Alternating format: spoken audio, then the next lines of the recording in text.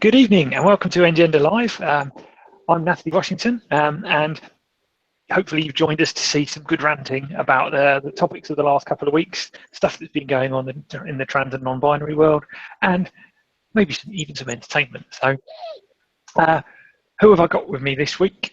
Well, we've got some of your favourites from the past. So we've got Charlotte McCarroll. Hey. We've got Lisa Seven. Hi. And we've got Rachel Evans. Good evening. Hello, everyone. Thank you. Yeah, there's been quite a lot going on in the last couple of weeks. We're going to aim to talk about some of that now. I expect that we probably won't have identified everything that you want to talk about, so hopefully you can engage with us via our Q&A bit on the YouTube page on the right-hand side. So what we'd like you to do is if you want to chip in on any of the topics we're talking about, then please just mention them. Talk about that on the right-hand side. If you want to talk about something that we haven't talked about, then suggest that on the right-hand side as well. We'll try and go to that throughout. If you mention anything whilst we're talking about it, we'll try and weave that in somehow. So that's how we want to work this. Topics we're going to be talking about. So we're going to be talking about what to do post-GRS. So obviously, for a lot of people, that's for trans women anyway, that's the end of their transition. But we want to talk about, is that the end of the transition? How do we feel people should act after that? It's, there's lots of issues to talk about there. We want to talk about trans girl periods. Now, this is an interesting one that's been doing the rounds this week. There's been a blog post from someone talking about their experience of menstrual cycles, which has been slightly controversial. So welcome your thoughts on that. We've got plenty of them. And of course, we couldn't really overlook the controversy today from the NSPCC wanting to have a debate about trans children.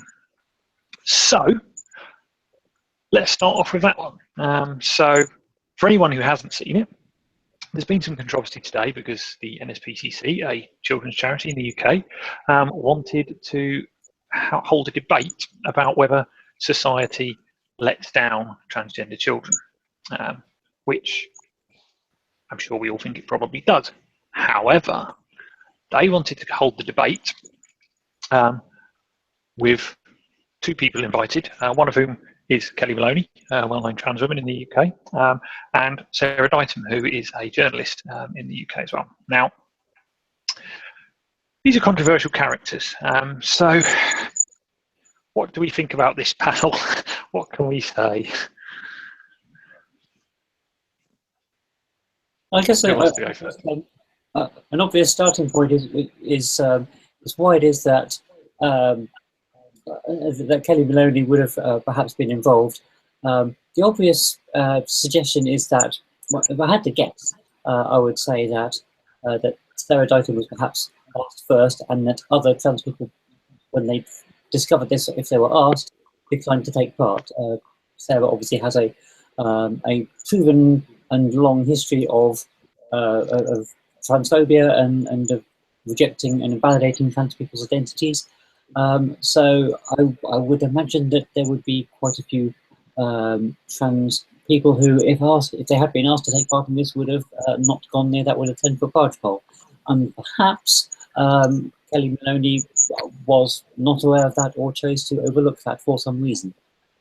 As far as I'm aware, as of a few hours ago, she pulled out of the event, which does leave its future in doubt. We shall see what happens with that.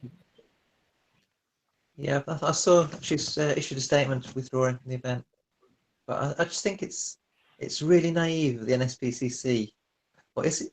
They're trying to frame this as what society should and could be doing for trans children, but they've not invited the people that could help. They've invited controversial people who are going to attack each other and harm trans kids.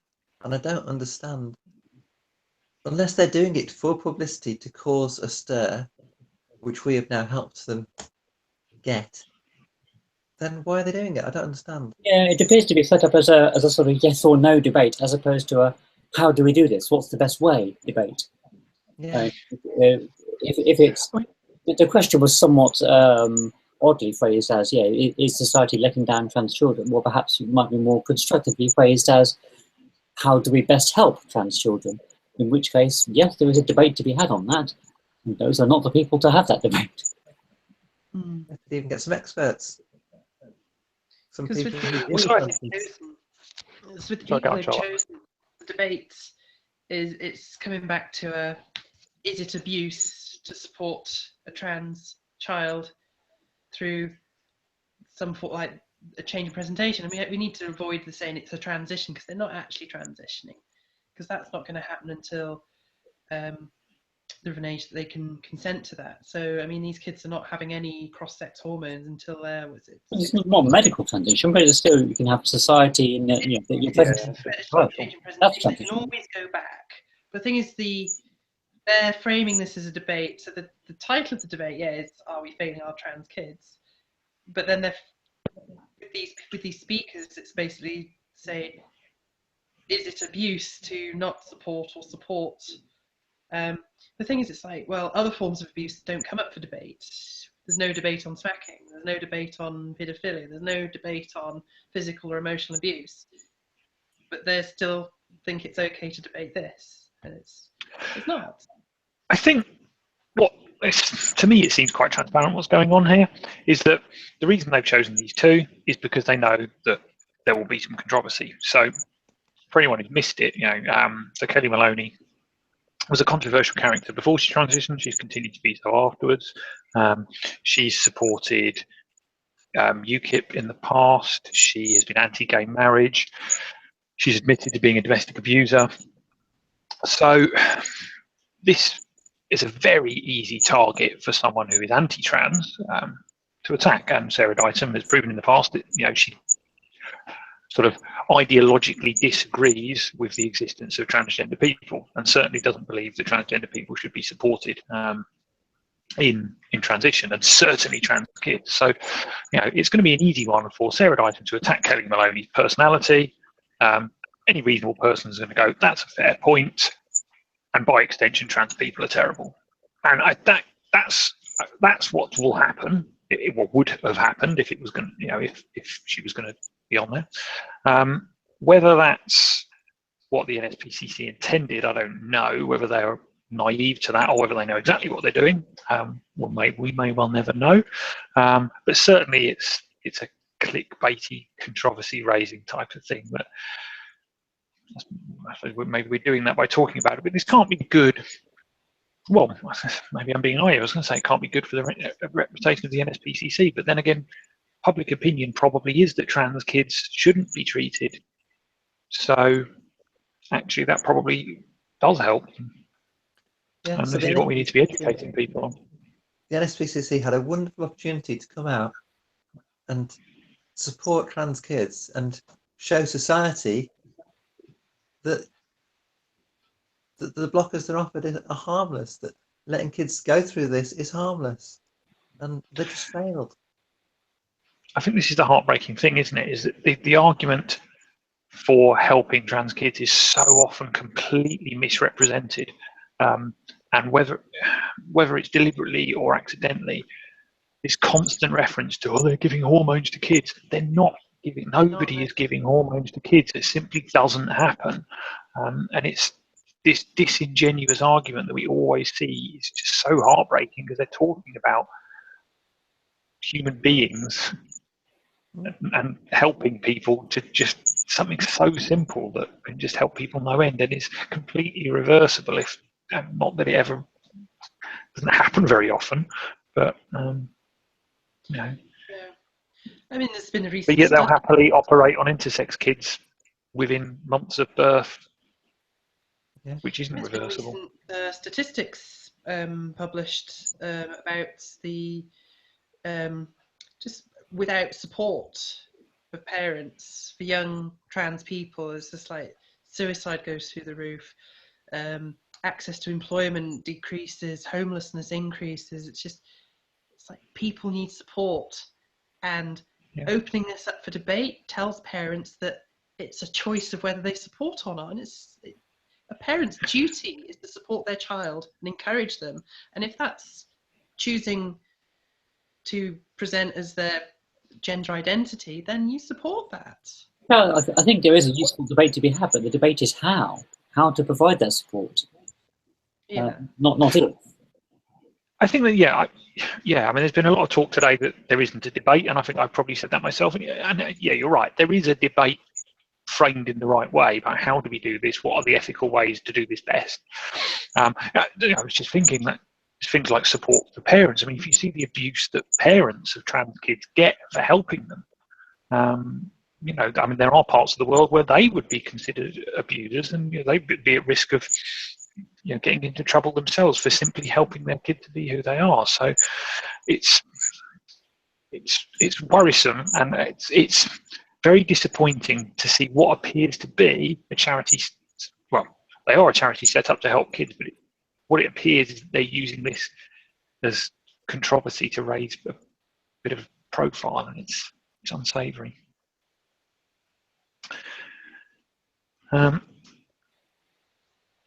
So just looking at the comments on YouTube, and actually somebody saying here that they found a trans woman on YouTube who started HRT when she was 14, so it happened somewhere. That's interesting. There's so yeah, suggestion is it happened somewhere.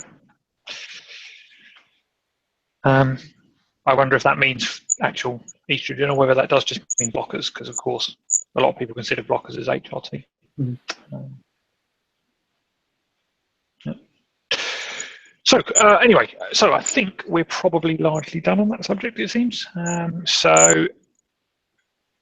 As I was saying, if anyone wants us to talk about something else, then please let us know. I suppose you could tweet us even at n_gender, GENDR.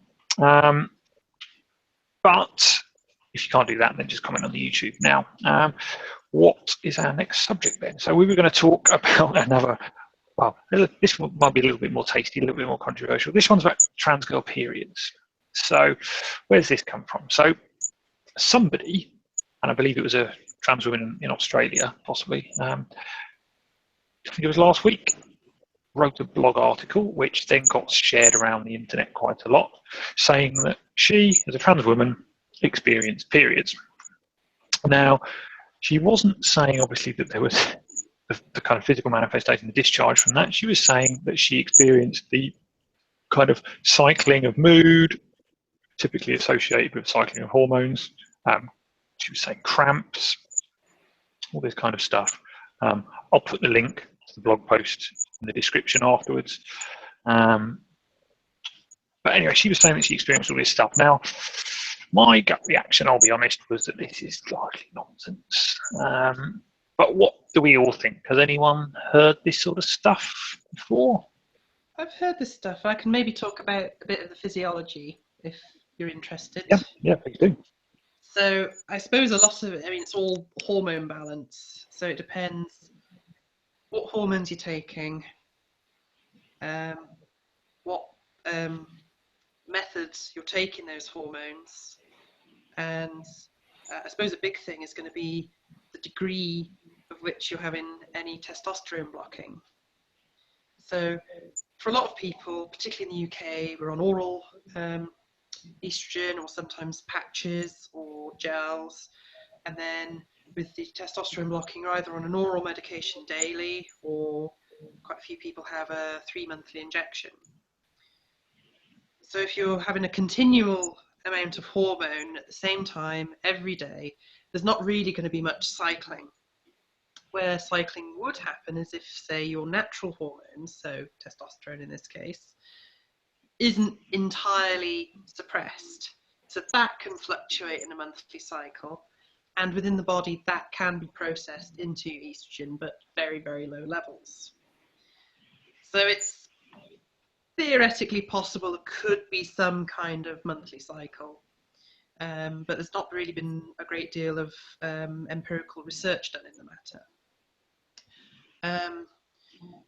So another thing to consider is is there like a psychosomatic effect? You believe you're going to be having some of these symptoms, so then you can kind of manifest them. It's almost like the same as a placebo effect. You believe you're getting a medication, so you feel better. As for cramps, I really don't see how physiologically that could happen without a uterus, because it's uterine cramping. Maybe you've got some cramping somewhere else, intestinal or abdominal. Again, it's probably more of a psychosomatic effect.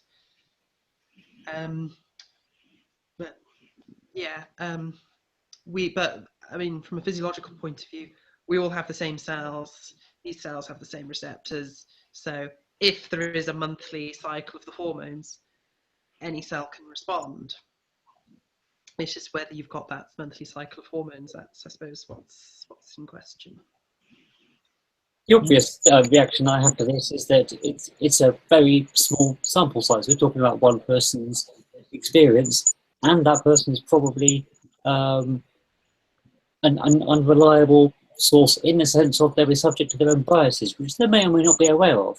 Yeah, they may well have their own sort of confirmation bias of, you know, I would like and I'm expecting to experience a thing, therefore I do.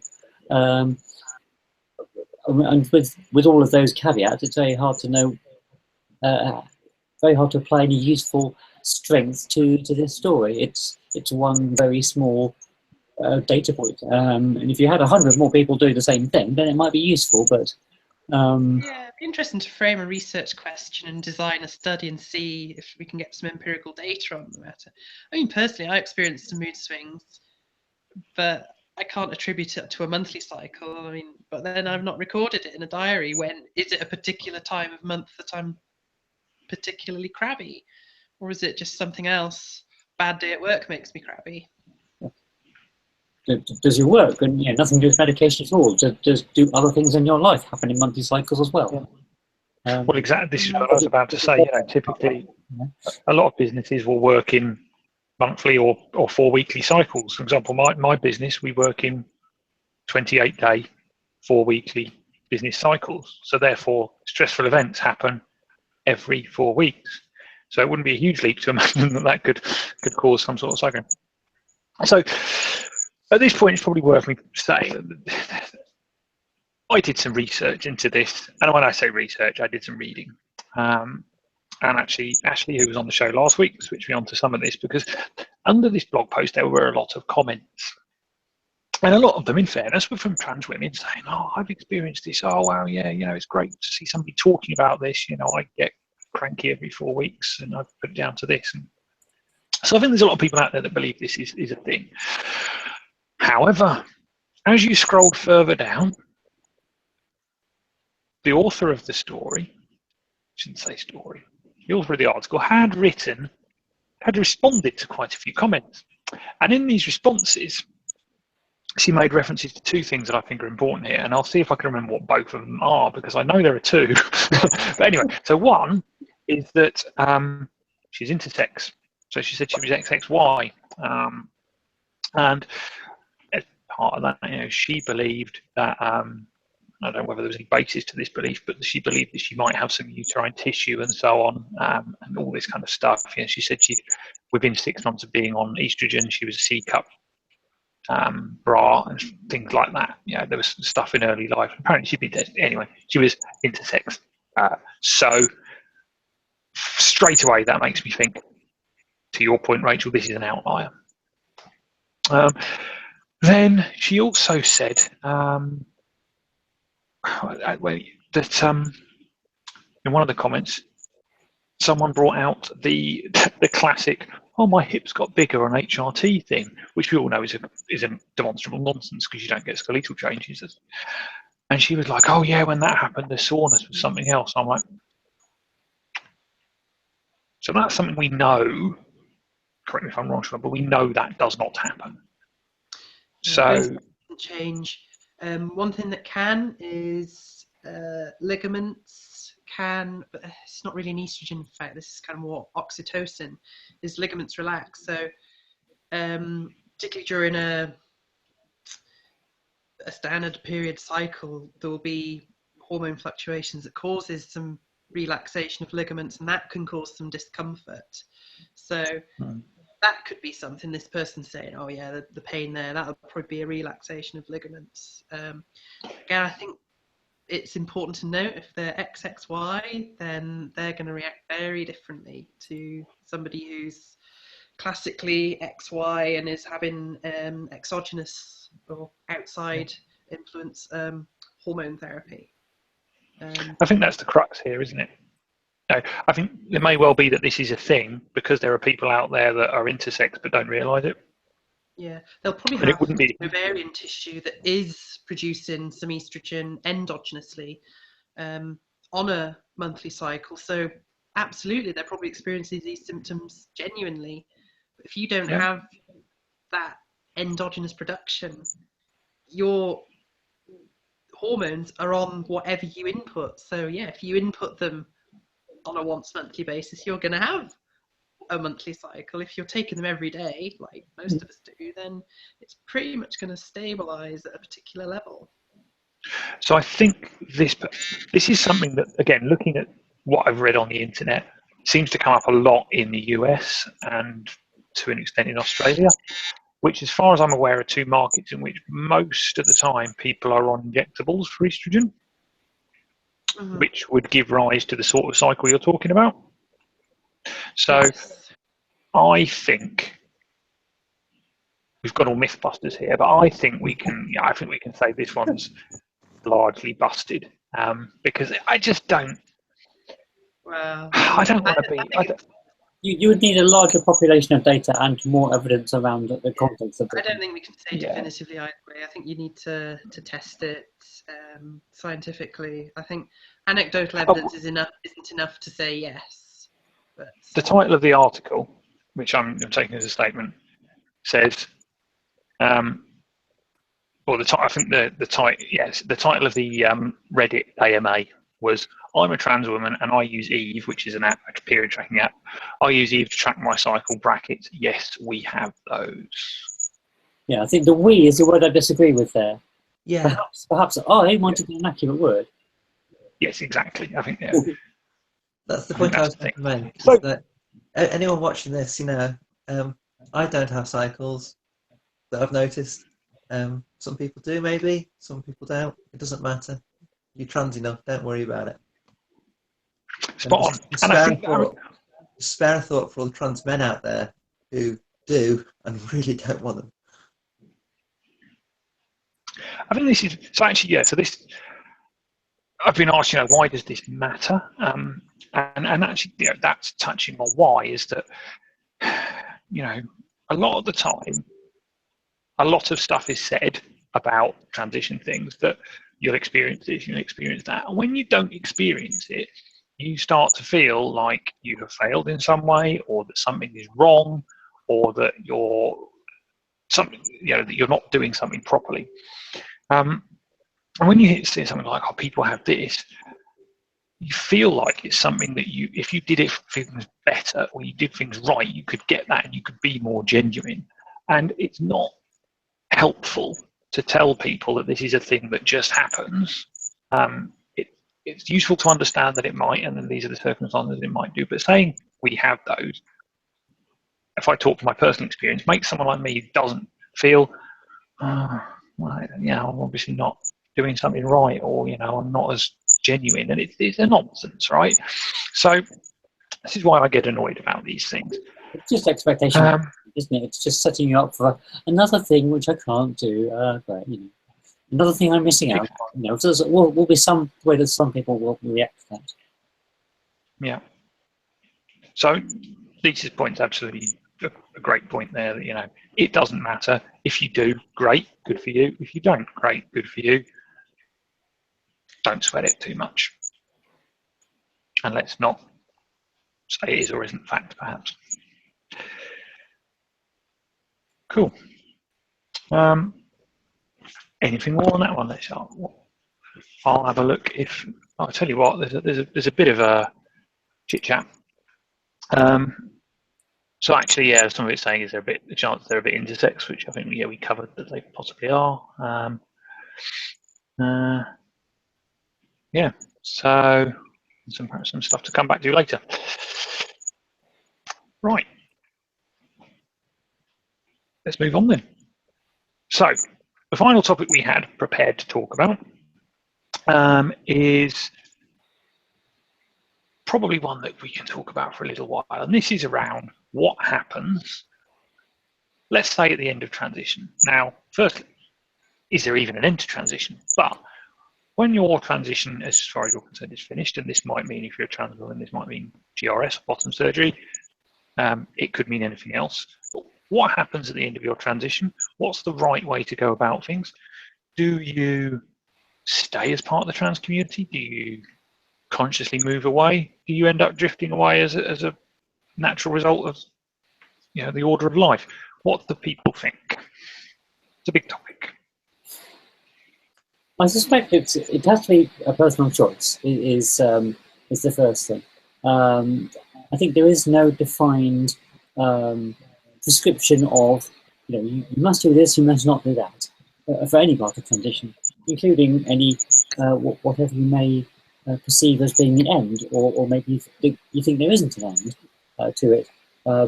My personal perspective, as far as my particular transition goes, I suspect it doesn't end, it just sort of fades away into a manageable level. Granted, there will be certain events which will, you know, focused around you know, what you might call the transition time, or sort of a few years, and those sort of big events will end because they will have occurred, and you won't be having them again. But you know, does transition ever really end? I'm not sure that it does. I suspect it just goes away and you can move on and do something better with your life. That's just my opinion. Not that transition isn't great, but you know, it's just nice to be able to do other things as well. However, having said that, it is up to each individual person. You know, if you want to, you don't have to include any one thing. You don't have to have hormones. You don't have to have surgery. You don't have to have any sort of voice coaching or change your presentation to a particular manner. You don't have to get GRC or any of these things, or change your name at all. But you know, all those things are things you might want to do. It is, I suppose, the thing I suspect I would find disappointing, although I don't think it's happened much to me yet, is as part of the transition, you make a lot of friends with other trans people who've been there, who are going through the same thing as you, who are a little bit ahead, a little bit behind, and it's a, you know, that's where this community comes from. The disappointing part is when someone makes the choice to that for them, that they've got to a point where they don't need that community anymore, and that therefore move away and, well, presumably make different friends, but they lose the friends that they had made during the transition phase, and that's sad. Yeah, that's my thoughts really. Is transition as a medical process does have a beginning, a sort of a middle, a very, very long middle, and an end. But yeah, things go on after you've got rid of the GICs and the doctors. But yeah, it's losing friends that hurts. People that you talk to through the lows. and yeah, I don't know. I hope I don't disappear. I hope I stay part of the community. Got the jump on. Yeah. I mean, I I can think probably this say is. something here. I've Okay, been Charlotte. through, I suppose, I mean, we were talking about transition in the trans sense, but life's full of transitions. Everyone's making transitions all the time. You can say, well, I trained to be a vet, I worked as a vet, I then transitioned to be an academic. Does that mean I'm no longer a vet? Well, it was a stage in my life. I think back on it, that it's in the past, but it's still part of who I am. I still am in contact with veterinary colleagues. I still do some things for the veterinary community. And I think being trans is the same thing. I'll always be trans. I'll move on. The transition will be something in the past, but still have trans friends, and I'll still want to be part of the community, and whether that's a big part or whether it's a small part. And I think also it's nice to move aside for new people coming through. So if we're activists, it's just like hand over to the next generation. We're there to support, but then we take a bit of a back seat and let the new generation move on, rather than kind of hogging the limelight, so to speak. So those are kind of my thoughts. But yeah, I agree with you both on it. I don't really like the idea of taking the resources and just going, right, that's me done. Screw the lot of you. I suppose part of the reason why it feels a bit wrong is just because, because the trans experience as you transition and as you, especially if you have only recently come out or recently identified as trans, then you find yourself thrown into this world of less privilege than you perhaps had before as a presumed cis person, and therefore hand in hand with transitioning is the whole, for many people, sort of becomes campaigning and being a bit activist and speaking up on trans issues and so forth. What is, I suppose, then adds to that disappointment if someone decides to move on. And yes, Charlotte, as you say, people do have transitions all the time, not just in the gender sense, but just in work or whatever. But the reason why I suppose the gender transition perhaps is a little bit different is, if you move away from your vet friends because you're becoming more like academic, then your vet friends probably don't feel that they really would have done with your help, and they're disappointed that you're not there for them anymore. In a way that perhaps trans people might feel more like that. If you're an up and coming sort of newly out trans person, it's probably really good to see a breadth, a range of trans people that have been there, done that. And when one of them seems to do the kind of I'm finished, see ya, I'm off thing, then that's why that hurts, I think. Yeah, I'd like to pick up on a couple of themes there, if I can, actually, because there's one, I think, is the really good one that you kind of both mentioned, which is that when, like you say, Charlotte, there's lots of transitions that people have throughout lives, and typically you don't have a hard and fast transition bang from one thing to another. So like you said, you were a vet, you finished being a vet, you started being an academic, but you didn't suddenly decide, I'm not going to see all the people I used to know when I was a vet anymore. I'm just going to let you jog on. Where I think most people don't do that when they gender transition as well, and they finish their medical transition. Sometimes people will naturally drift away, and I think that's understandable. They don't necessarily have the same interests anymore. If you make good friends, and I'm sure you would continue to see those people, but you might drift away from the trans-related spaces, perhaps. A lot of people perceive being trans as a bad thing, and therefore they want to move away from that. Obviously, that's when they haven't dealt with their internalized transphobia fully, but we know there are plenty of people like that about. So I think that's one thing, that people might naturally drift away. It's kind of understandable. If it's conscious, I think it's slightly problematic, but I think where it is a problem is when you get that thing where people is like, right, I've had my GRS now I'm not trans anymore. Cut everybody. And I've never had that happen to me personally, but I know of people who have done that. I've known people who have done that before GRS. So it is a thing that happens. And that's just something I don't really understand. And I think what often gets quoted as a reason to excuse these people, it's like, oh, being around trans people triggers their dysphoria. And it's like, well, maybe it does for everybody. But it's not a very nice thing to say about your friends. But so I think that's slightly an annoying thing that happens still too often, is that, oh, I'm not trans anymore now, bye. Then you get the trans history thing. It's something which somebody, I think maybe it doesn't matter who said it. With transitioning, a lot of people have to make a decision at some point or other to come out and to change from someone who's in the closet, and then they've well, perhaps even first they don't identify as trans at all, but then they do, but they're in the closet. But then at some point they have to do the whole coming out thing, and you're revealing the secret, and the world is dealing with that, and then you move forward.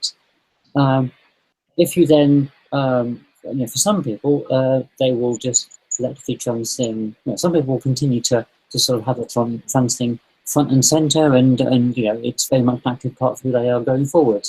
Some people will just let it fade along, and it's still there. They won't deny it, but perhaps they just don't talk about it so much. Some people, and this is the part that I find most worrying, perhaps, it's the people who will actually then actively deny it.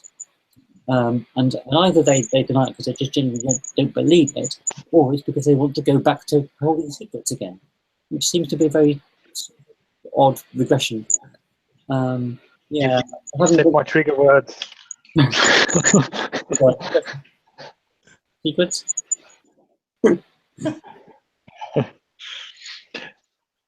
I wasn't butting in. If you had more to say, then say more. I was just. I think that was pretty much it, to be honest. No, it's just that idea of you had secrets, you came out with them, you came out to roll, and then you go back in the closet again once you finished. It's it's perplexing, isn't it? Mm. I mean, I always think it's entirely rooted in this trans is bad thing, and people are desperate. These people are desperate to not be associated with being trans. The first chance they get, and these are immensely privileged people. Let's not lose track of that, because if they're able to go stealth, I said it. If they're able to do that, then they've got a lot of passing privilege, and that passing privilege typically comes at quite a large financial cost as well. So let's not beat about the bush that this is only available to a subset of people. Anyway, we weren't really going to talk about that. We're talking about what to do post-transition, but it's just it seems a bit of a shabby way to treat your friends. But also, the other point I was going to make before, I've spoken to a few activists about this, and actually it's really quite frustrating within the trans community, is that you get people that transition, they're around on the scene perhaps for 5, maybe 7 years at most, and then they disappear again because they've finished their transition and they're not interested anymore. And it leads to this problem where you get this churn of activism and you keep having to retread the same ground over and over again because new people are involved. And again, of course, in any industry, in any organisation, you're going to get some churn, but you've got to keep. I mean, there are people that hang around, but it might not be just because people have finished transition. It's also just because being activist is tiring. It just wears you down. And I wouldn't be surprised if some people go, well, you know what, I've done that for 5, 7, whatever years. I'm fed up.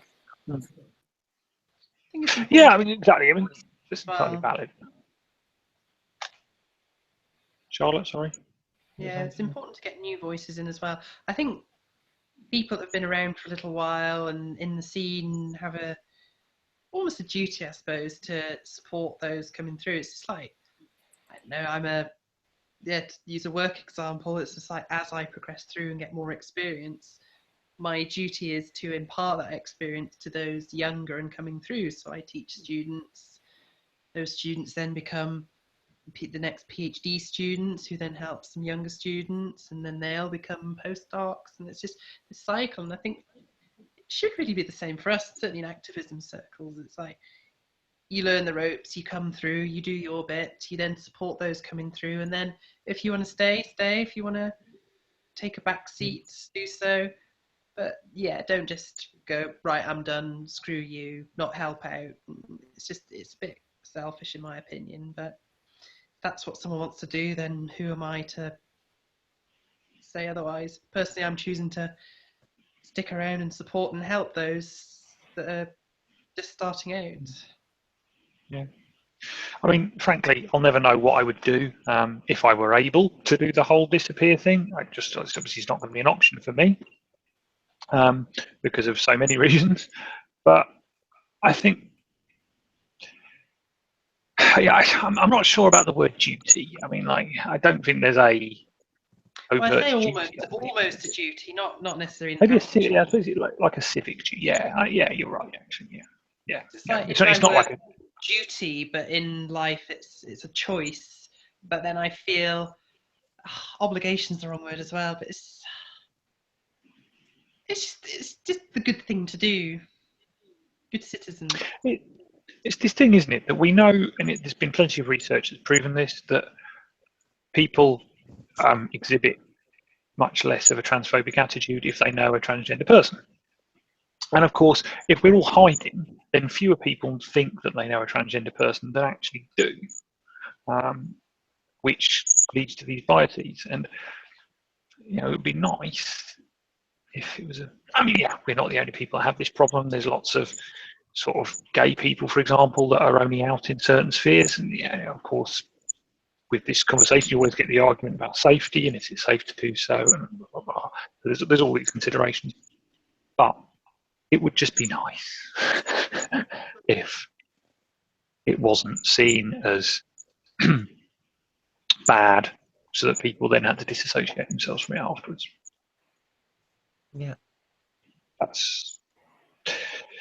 It's in the crowd. I'm going to refer back to the question and see if we've actually answered that, because this is what we, we're talking about what to do post. Is there a piece that we've missed here, which is perhaps about the dealing with the transition being finished? No, because this is something I can't talk to because I don't know about it. But when transition's finished, it takes up a big part of your thought process for those few years. It must be there must be a lot to think about, or a lot to consider, take in, to deal with that ending of that, what has been a big part of your life for a few years. So I guess this is something that, is going to be a thing for a lot of people as well. Yeah, it's kind of, excuse me, it's like a bit of freedom because the doctors can't stop you anymore. But there's no reassurance. You're let loose on society, and you can go back to the GIC after the discharge. You've got a sort of 6 months grace period where you can go back and say, I need some counselling, I need some help. But I didn't want to. You can't at Charing Cross. It'd take 6 months to get an answer to electric Charing Cross, I'm sure. I can because I'm special because they didn't discharge me, but yeah. But yeah, I don't know. It does. There's a gap, yeah, because you spend so long chasing your medical stuff and chasing doctors and chasing stupid things, and then suddenly it's all done and gone. Well, there are some things where you can probably fairly safely say, once you've done a certain thing, you probably don't want to repeat it. Once if you have lower surgery, you probably don't want. Most people would not want to have it again. You might have revisions, so it's not necessarily cut and dried. Done, stop, because you might have something afterwards as well. But it's one of the clearer ones. However, there are other things which are less clear cut. Would you have? Some people choose to have facial surgery, and some don't. Some people choose to have facial surgery more than once. That's also fine. But my point is, just because you've had it, doesn't mean that you can then tick that one off as done. I am now more complete, or sorry, I'm now complete, because there is still the possibility of having more if you want it, if you have the appropriate finances and opportunity, of course. But there are very few things in transition where it's a case of once you've done it, it's definite tick. You definitely can proceed no further along that line. There's actually quite often a case of, well, you can do more if you want to, or if you feel that that's necessary for you. Each person's transition is unique. Obviously, not everyone's going to have the same treatment. Some people aren't going to have treatments at all. It's a very personal thing. So then, what is done for each person is very different as well. There is a palette of choices of things you can have done.